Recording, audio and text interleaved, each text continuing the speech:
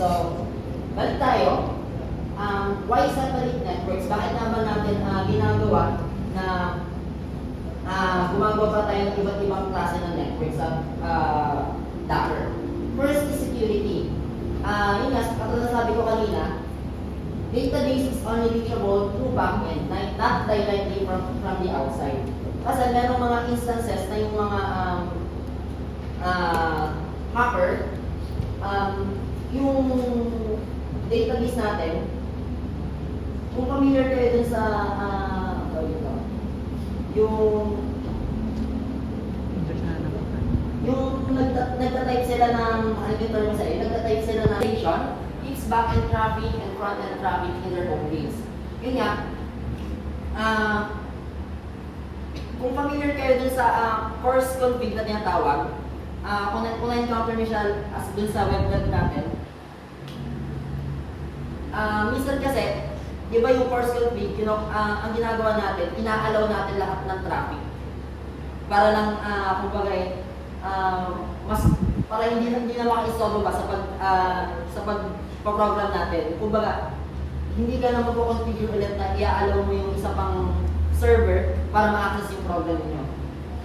Dito, pwede siyang ma-organize na yung halimbawa sa backend API natin, magiging accessible lang siya through isang port ng isang container niyo. So, yun yung front-end container niyo.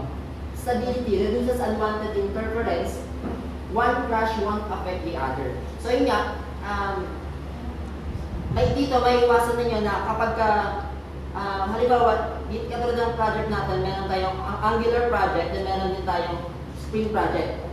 Kapag ay instances kasi na yung Angular project natin, pwede siyang mag-crash. So kapag pinagsama mo kasi yung image nila, possible na syempre, dahil yung magkasama sila, madadamay din yung backend niyo. Dahil kapag sinama niyo yung database niyo dun sa image na yon, yung possible na magkakaroon kayo ng data loss. Kasi ang data sa image, kapag mali yung pagkakakonfigure ninyo, kapag ka nag-stop yung pag-run ng container, then nirun nyo ulit siya, mawawala na yung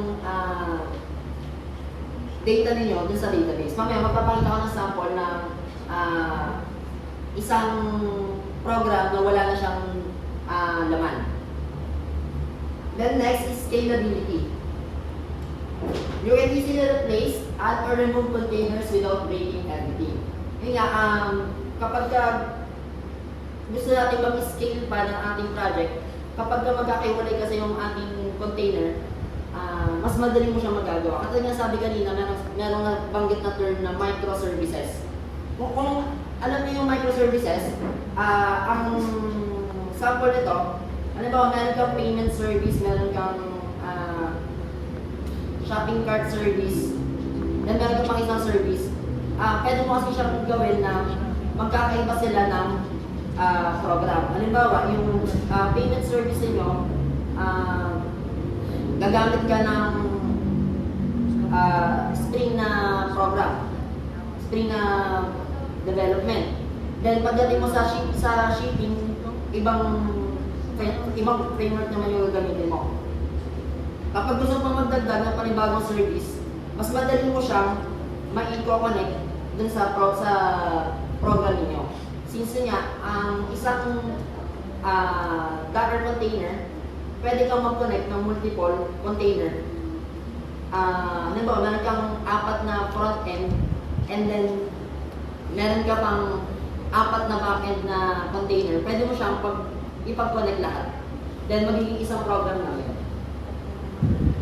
Containers are isolated from your host machine. Meaning, even if Nginx runs outside port 80, you can access it directly from your browser. Unang-una, ano nga ba yung Nginx?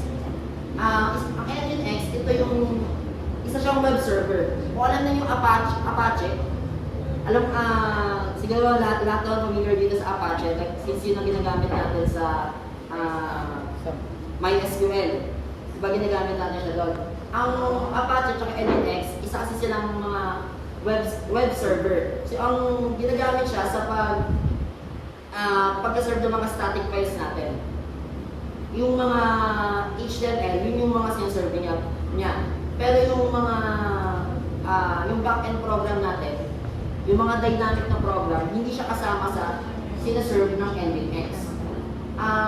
Kung yung nagkakamali, sa hostinger, ang ginagamit nila ay parang light server yata ang ginagamit nila. Kasi may sariling web server na ginagamit ang hostinger. And hindi ko saan wala ginagamit yun na type ng hosting sa hostinger. Para meron kasi mga web domain sa hostinger na yung web server katulad ng Nginx, hindi mo siya magagamit. Kailangan mo ng virtual private server, ito yung term na yun. Basta VPS siya, para container mo kasi, nag-build ka ng Angular project mo. So yung Angular project mo, ikaw connect mo siya sa port 80 sa loob ng container mo. Pero yung port 80 kasi na yun, hindi mo siya ma-access agad-agad sa labas ng container. So hindi mo siya ma-access agad na halimbawa, di ba pag nag-access tayo ng mga link ng mga project natin. Halimbawa, nag-run tayo ng end user, di ba nakalagay doon, localhost 4200? Kapag yung 4200, yun yung sample ng isang port. Ngayon, dahil na kinonect natin yung ng 80, hindi mo yung ma-access. So, dito gumagamit tayo ng port mapping. Port mapping is how you connect your container's internal port to your computer's port, making it reachable from your system or network. So, paano nga ba tayo gumagawa ng port mapping? So, katulad kanina, nag-run si Gerald, ang nakalagay, docker run, dash space, dash e, dash e, then host port, then container port. Etong host port, ito yung katulad nung sabi ko kanina sa Angular project, pag nag-run tayo, 4200 di ba ang lalabas? Kasi pwede mong palitan yun kapag nag-run tayo. At yung, mag-run ka ng end user, ang default kasi talaga ng Angular 4200, pero pwede mong palitan yun. Ngayon dito, yung container natin, maglalagay tayo ng port na gusto natin gamitin. Pero dapat yung port na yun, hindi pa siya ginagamit ng kahit anong app ninyo. Halimbawa, yung MySQL, meron kasi siyang ginagamit na port. I think 3600 or basta 36 yun na nakalagay. Hindi mo siya pwedeng gamitin doon unless i-stop mo yung pag-run sa device mo ng MySQL. Then, container port, ito yung nasa loob ng container mo, yung port 80. Yung port 80 na yan, nasa loob ng container natin, pwede mo na siyang palitan, pero medyo mas mahirap na kasi siya na topic. Nag-involve na siya ng web server configuration. So, sa Nginx, meron tayong tawag na file na nginx.conf. And then, sa Apache, meron tayong .htaccess. Ewan ko na ako nagamit niyo siya last year sa sa web development. So yun, pwede mo siyang palitan yung port 80 na yun. And then, after ng container port, image name. So ito ang halimbawa, docker run -d-e 8080:80. Then Nginx, ito yung pangalan ng image natin. So ito, nag-run siya sa port 8080. Kapag in-access mo yung port 8080 mo, ma-access mo yung container na NUX. Kung ano yung laman ng container mo na NUX. Next is what is Docker volumes. Containers are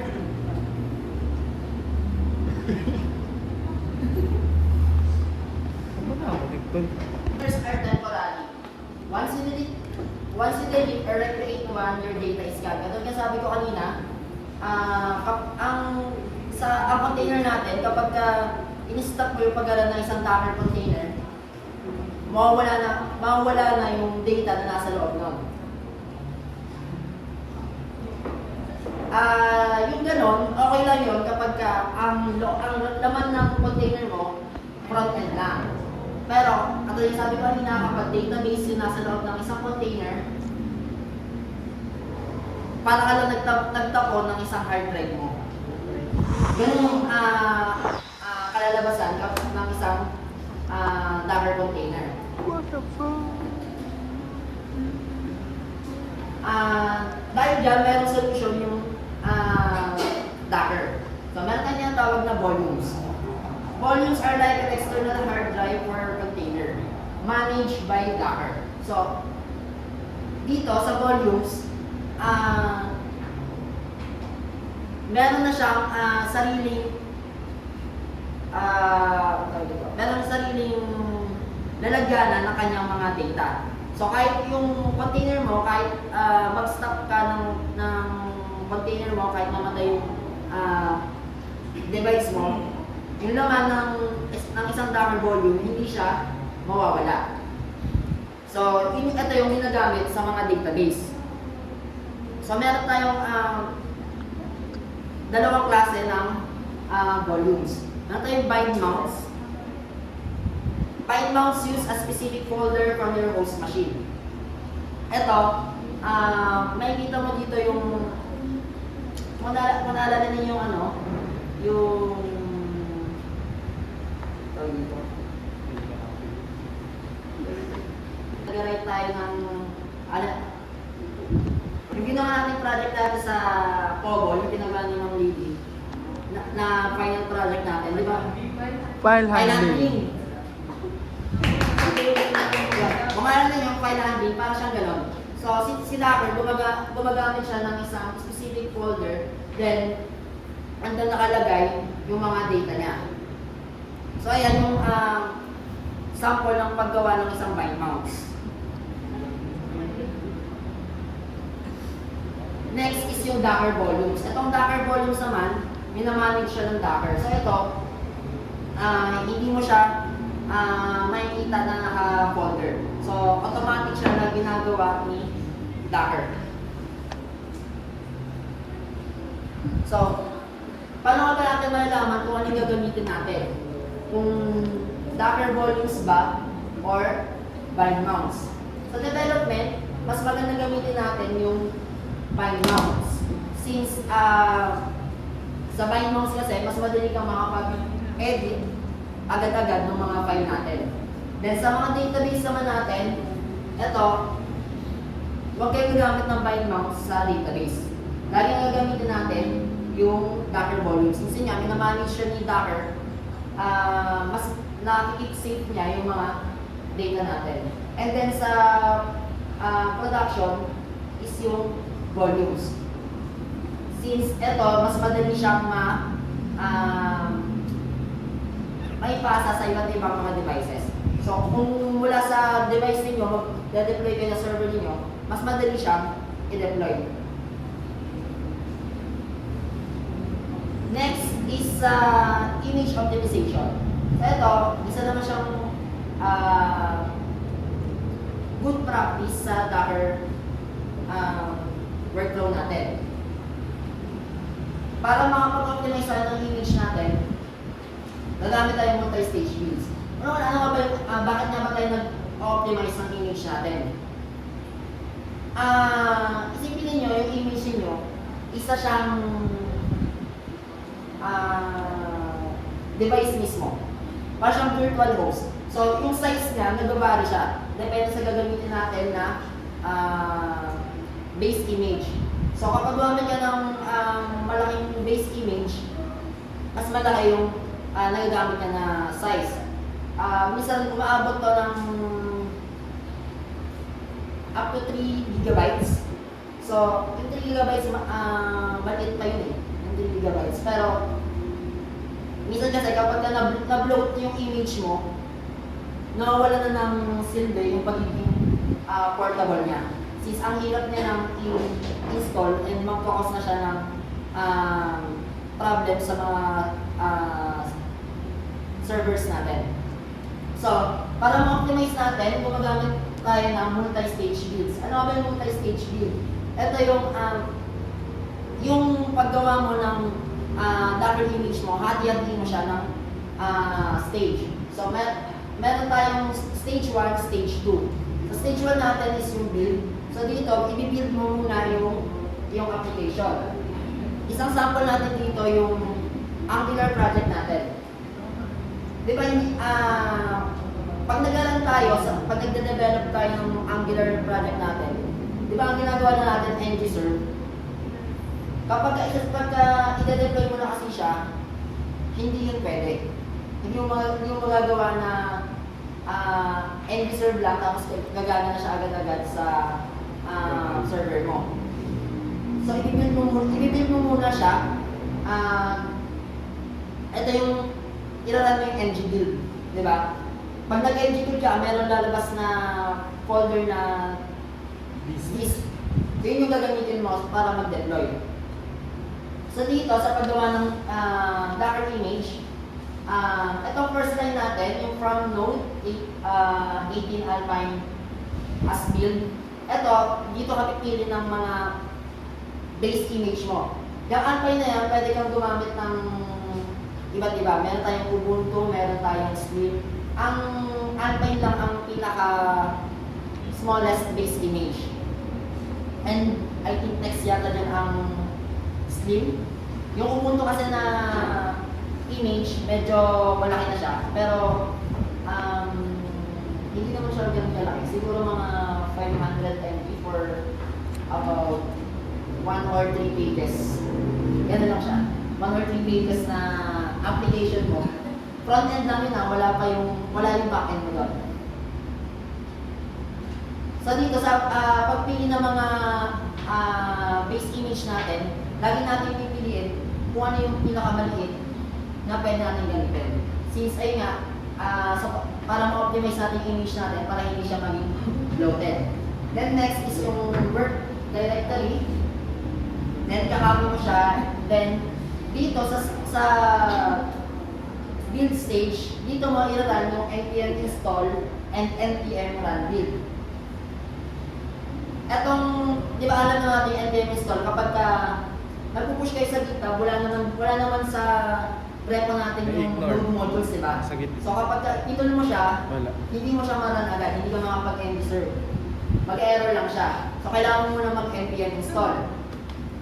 So dito sa stage 1 natin na build, dito mo siya gagawin, yung npm install and npm run build. And then sa stage 2, yung serve naman. Itong serve, ito yung ginagamit na natin for production. Ito yung nire-access natin na mga application natin. So dito, nakikita natin, dalawa lang yung layer niya. Meron tayong yung from and then yung copy na. Kung makapasin ninyo, sa serve na stage natin, wala na yung npm install na command. Pero yung dalawang build na yan, dalawang image yung ginawa niya. Pero yung stage 1 niya, hindi niya na ginamit. Ang ginamit lang niya, yung stage 2 na image. So, doon yung image natin, mas nabababa natin yung size niya. So, yun yung tawag na multi-stage builds. So, sa paggagawa ng mga image natin, mas mahalaga, mas maganda na mag-multi-stage build tayo. Although, pwede naman kasi tayo single stage lang. So, hindi mo na pag-iwalayin yung npm install yung build niya. Pag-isama mo siya sa isa-serve mo. Pero kapag ginawa mo kasi yung image natin, magiging sobrang laki na yung size niya. So yung tawag ito na sabi ko kanina, use smaller base images. The base image is what your container starts with. You don't always need a full fat OS like Ubuntu. Eh, sabi ko kanina, yung Ubuntu, hindi siya, alam naman na yung Ubuntu, di ba, Linux, and ang impression kasi natin sa mga Linux na OS, maliliit lang yung size niya. Pero yung Ubuntu kasi, medyo may kalakihan pa rin yung size niya. And hindi mo naman kailangan na sa lahat ng program natin, gagamitin mo lagi Ubuntu. So, ang gagamitin lagi natin, pipili natin kung ano yung pinakamababa na pwede natin gamitin. Always use lighter versions like Alpine. Ito na sabi ko nila, yung Alpine, isa siya sa pinakamaliit na base image.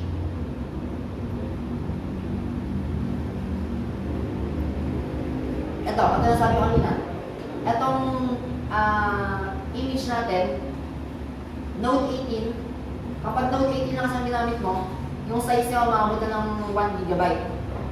So yung image mo nagiging sobrang laki na.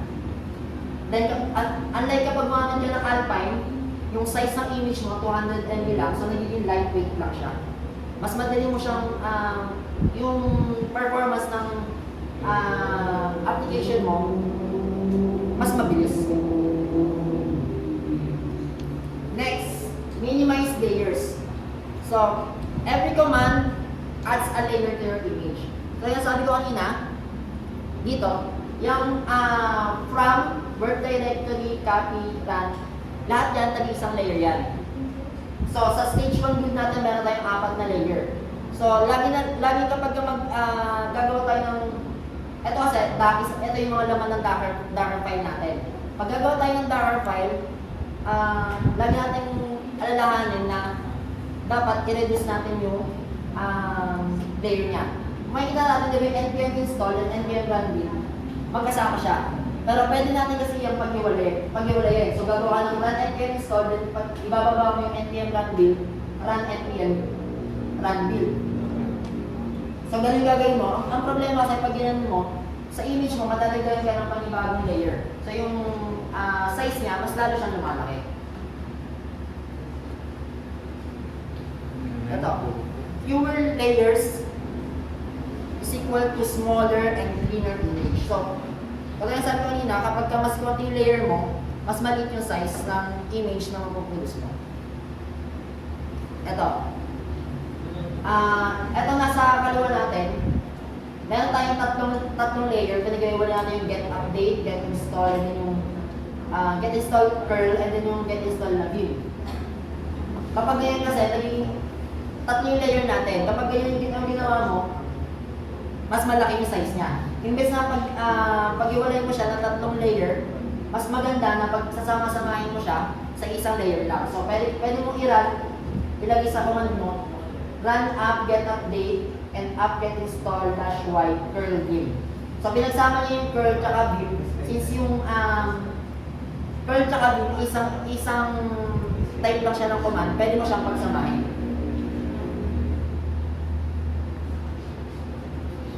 Next, yung Docker ignore. Itong Docker ignore natin, alam natin, di ba, sa git natin meron tayong .git ignore. So, ang Docker ignore pares lang siya ng function. Ang laman nito, kapag pag nag-build ka ng Docker image mo, kung ano yung nakalagay sa Docker ignore mo, hindi nyo siya isasama sa paggawa ng image. It tells Docker which files not to include when building the image. So ito, meron tayong Docker ignore dito na merong, ito yung simple ano lang to eh. Yung kapag gumagawa tayo ng Angular project natin. Ito, pag nag-build tayo, npm run build tayo, meron lumalabas na list, diba? Pag gagawa tayo ng Docker image, hindi natin siya sinasama sa paggawa ng image. Since sa Docker file natin, meron tayong command kanina, di ba, ng npm run build. So, andun siya, kasama siya doon. Kasama, yung disk, gagawin siya ni Docker sa loob ng image, then ikakopy lang siya. So, ito yung basic na Angular project natin na ini-ignore natin. Yung node modules.it.ignore. readme.md, then Docker file. Yung Docker file mismo na ginawa natin, kasama lagi siya sa .docker ignore natin since hindi dapat siya isasama sa pag-build mo. Kaya nga, bakit natin ginagawa? You don't want to send useless files into your Docker image. Less clutter is equal to faster builds and smaller images.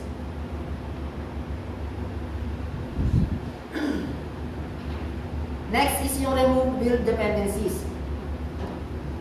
If you install tools just for building, remove them before the final image is made. Or better, just don't copy them all. Yung kaninang example ko, pakita natin ulit. Ito, meron tayong dalawang stage dito.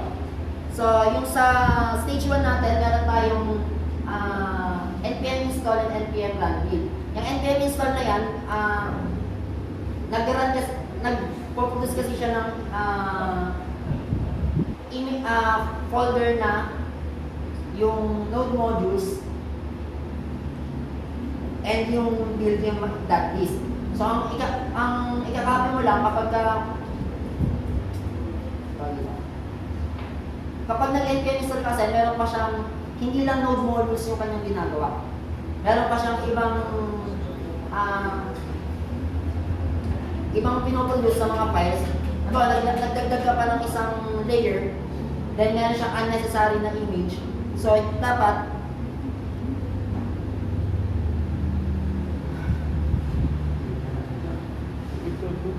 so, kung depende sa Angular, usapan natin yung sa Spring. Di ba meron tayong form.xml doon? Kung may kita yung .xml, hindi dapat tayo maglalagay basta-basta ng mga dependencies natin doon. Kasi pag dapat yung dependencies na ilalagay mo doon is kailangan mo talaga siya para sa project mo. Hindi pwede na ilalagay mo na siya dahil gusto mo. Kasi kapag ginawa mo yun, yung image mo, magiging bloated ulit siya.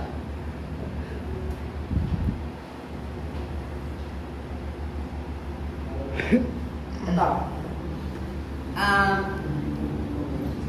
Ito yung ang nakalagay dito, meron tayong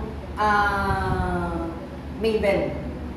So yung Maven kasi, kapag ginawa mo siya, kakailangan mo na naman yung Maven para makapag-build ka ng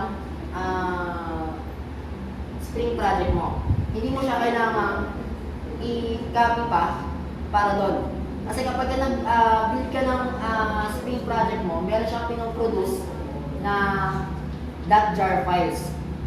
So ang kailangan mo na naman para makapag-run ng isang Spring project is yung .jar files. So hindi mo kailangan yung Maven, hindi mo siya kailangan i-copy sa final na image mo.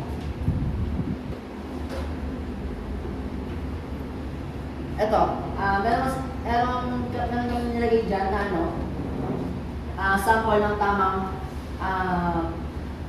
pagtanggal ng mga dependencies natin.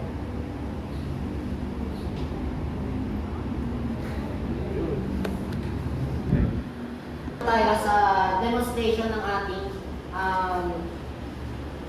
paggawa ng Docker. So dito, sa ginawa ko, sa ni Ma'am Algie sa DBA, nagpagawa siya, di ba, ng yung PUP enrollment system. So, ang ginawa ko kasi doon, gumawa ko ng, pinag-separate ko yung back-end ko at front-end. So, sa front-end ko, ang ginamit ko doon is yung Angular. And then sa back-end, ang ginamit ko, Spring. So, ang ginawa ko dito, gumawa ko ng container na dalawa. Pinag-separate ko siya. So, ito yung Docker file ko sa front-end. Tingnan muna natin yung ano nakalagay sa Docker ignore. Ito. Kasi sa pinakita ko kanina, ito yung mga basic na nakalagay sa .docker ignore natin. Yung node modules, .git ignore, then yung Docker file mismo, and yung .docker ignore din. Nakasama na sa .docker ignore natin. And then yung readme, Then, yung disk, kapag nag-run ka na kasi ng build sa project mo, isasama mo siya. Pero kapag wala ka namang disk pa na folder, pwede mo siya tanggalin dyan. Pero, for future proofing, baka sabihin kapag nag-run tayo, nakakalimutan natin i-update yung .docker natin. Then, kinakalabasan yung image natin, magiging bloated siya. So, mas maganda na kahit hindi ka pa nag-aral ng build sa project mo, isasama mo na yung etong .list na folder. And then sunod yung .editor config, .angular, and then yung .js code.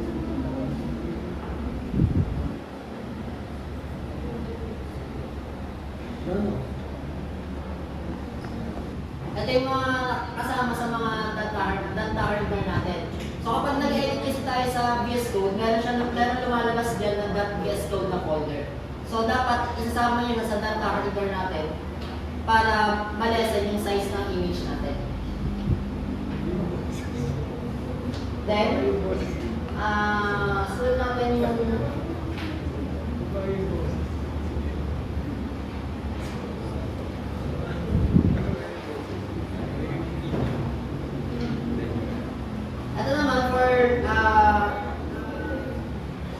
front-end ko ng Docker 5. So, ito yung stage 1 ko, yung build stage. So, gumamit ako ng Alpine para sa builder ko. Yung base image ko, ang ginamit ko, Node 20 since hindi na kasi tinatanggap ng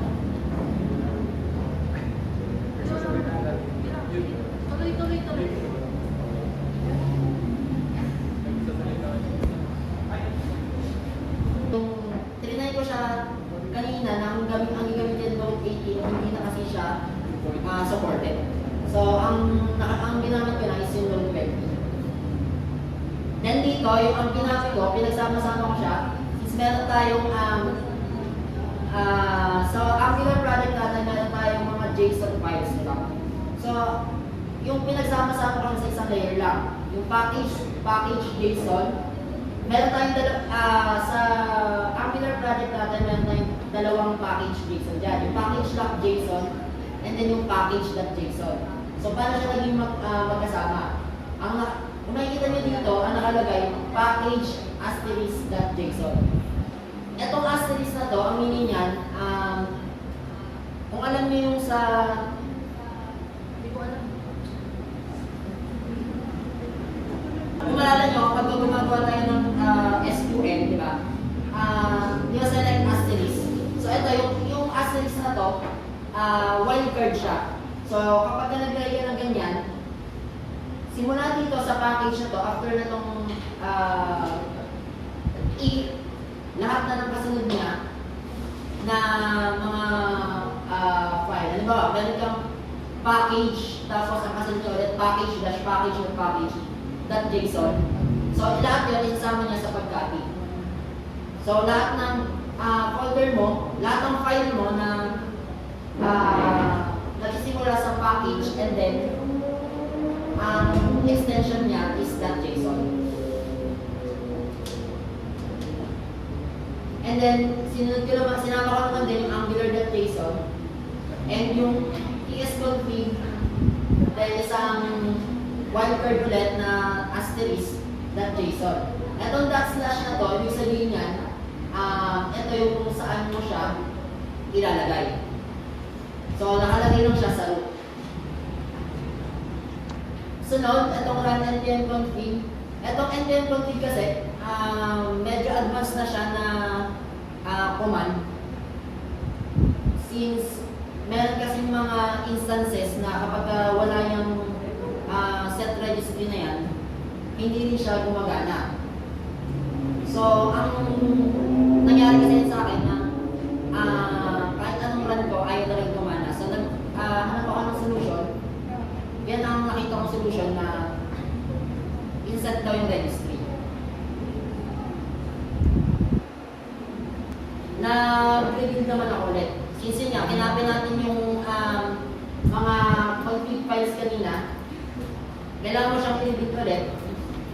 And then, may kasama siyang ESB. And then, yung ikakopy mo naman, eto, sabi ko kanina, di ba, yung disk folder, kapag nagbibuild ka, hindi mo siya isasama sa pag-copy sa image mo. Instead, ang ikakopy mo dapat, yung source folder, yung SRC. So, pagka nakopy mo na siya, then tsaka ka lang mag-run build. Ang sa Docker kasi, etong mga commands na to, dapat step by step siya. So, dapat alam mo yung pagkakasunod ng gagawin mo sa pag-run ng program mo. Yun, pagkatapos ng build stage, so meron na akong kasunod na production stage. Sa production stage ko, ang ginamit ko ulit,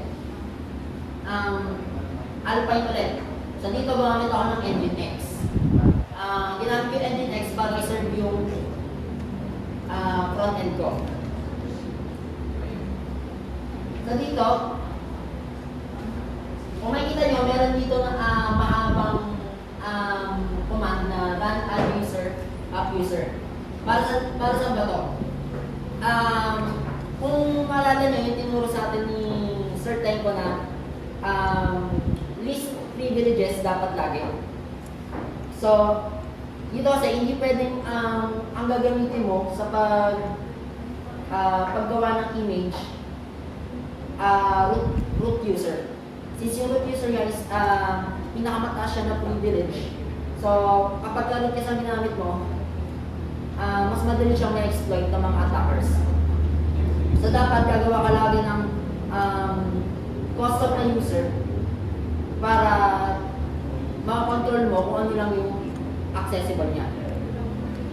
So dito, kapag gumamit ka kasi pag naggawa ka ng custom na user, marami kang mga kailangan i-allow na permission. Since nga, ang Nginx kasi, medyo sensitive siya, na kailangan may kinakailangan siya ng mga privileges like sa root. Kasi yung mga folders niya, ito mga Nginx folder, para kasi ma-access niya yung mga Nginx folder niya, andyan yung mga Nginx configuration files. So para ma-access niya yan and ma-serve niya sa browser, yung mga files niya, kailangan niya ng mga permission. So itong mga to, itong alam niyo naman yung make directory na command. Ito, gumagawa lang siya ng directory. Itong chown. Ito yung nag-reset ng mga privilege niya. Then itong chmod. Ito naman yung minamodify niya na kung ano mismo yung privilege na meron si user. Then itong kasunod, itong may kita yung merong run rm-rf. Kapag gumamit ka kasi ng Nginx sa image mo, may nakalagay kasi doon na folder na Nginx, tapos meron siyang index.html. So meron siyang template na may kita nyo doon, welcome to Nginx.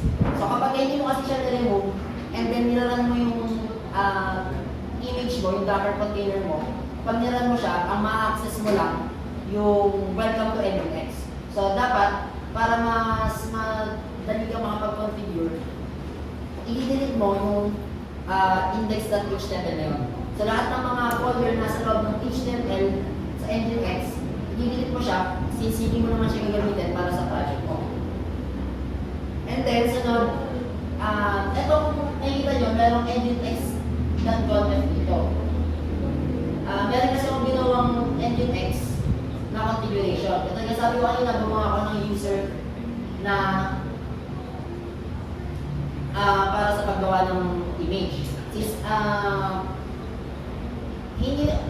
For personal projects, hindi talaga siya recommended na gumawa ka pa ng mga separate users, yung mga custom users. Okay na yung mga root user, since hindi ko lang siya ganun ka-prone sa mga attackers. So kung personal project lang, hindi naman ganun kahalaga yung mga data niya, okay lang na zero user yung gagamitin mo. So, dito kasi, since ang gusto ko ipakita is yung mga best practices na meron sa Docker, so gumamit ako ng, gumawa ako ng separate user. So, dito yung Nginx, ito yung, may dito nyo dito.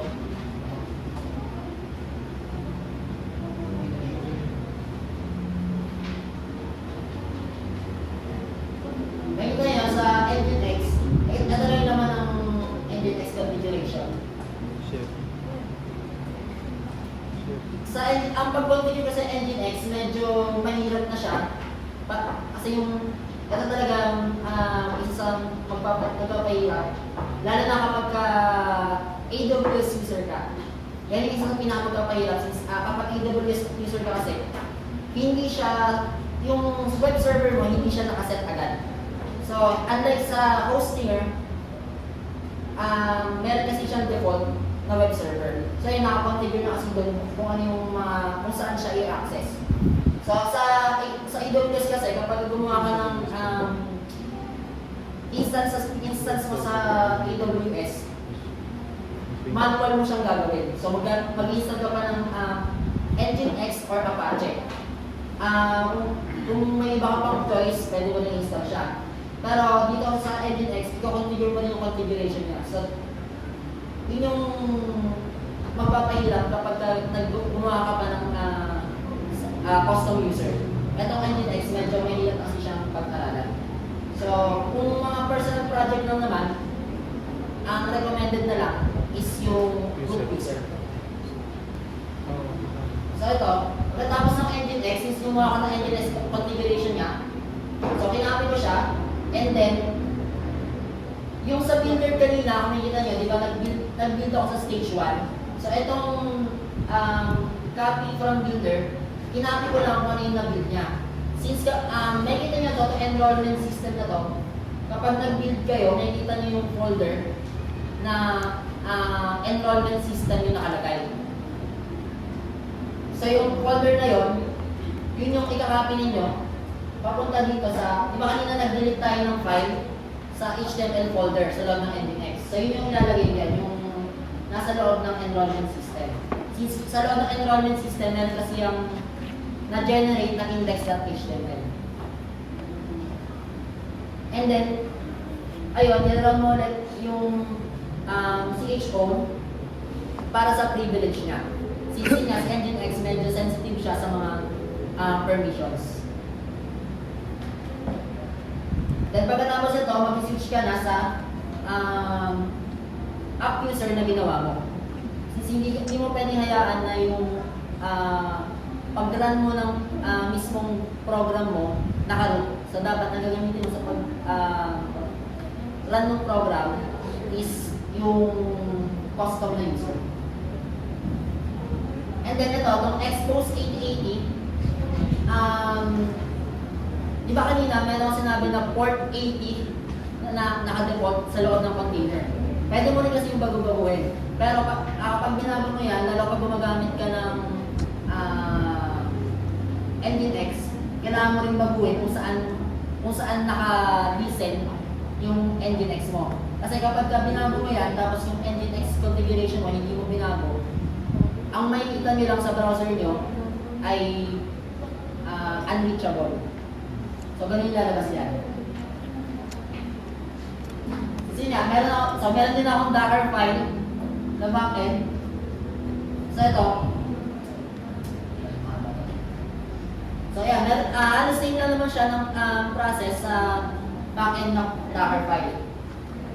And then, ito yung sinabi ko kanina na yung tinanong ni Sir, kung ano yung magpapahirap sa Docker is itong Docker Compose. Since kapag gagawa ka ng mga Docker container, kapag marami yung Docker container, magagamit ka talaga ng Docker Compose. So ito, kung makikita ninyo, niran ko siya. Ito yung ginawa ko sa enrollment system na pinagawa.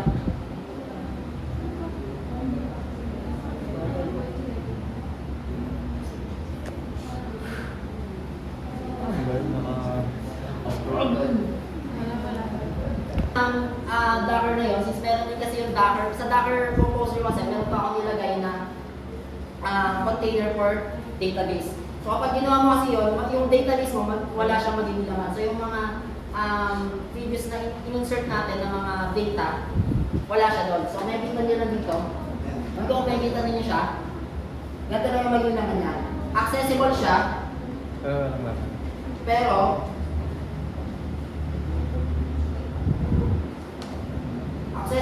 pero wala siyang Database.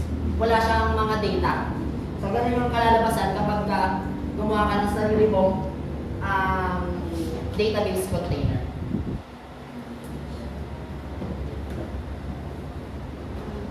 Last. Sa final takeaway natin dito, Docker isn't just about containerizing apps. It's about running them efficiently, securely, and with consistency across many environments. Hindi naman tayo basta developer lang, hindi tayo basta gumagawa lang ng application, gumagawa tayo ng secured na application. So, with proper networking, volumes, optimization, and security, we're not just running containers, we're building reliable systems that are ready for real-world deployments. Yun nga, ang Docker is gamit na gamit talaga siya sa real world natin. So, yun naman, references, meron na rin sa PowerPoint. And thank you for